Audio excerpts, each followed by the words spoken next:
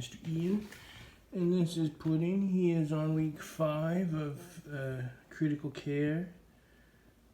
He is still holding weight alright, but he is not able to eat that well on his own. He does, however, is able to eat banana and cilantro a little bit.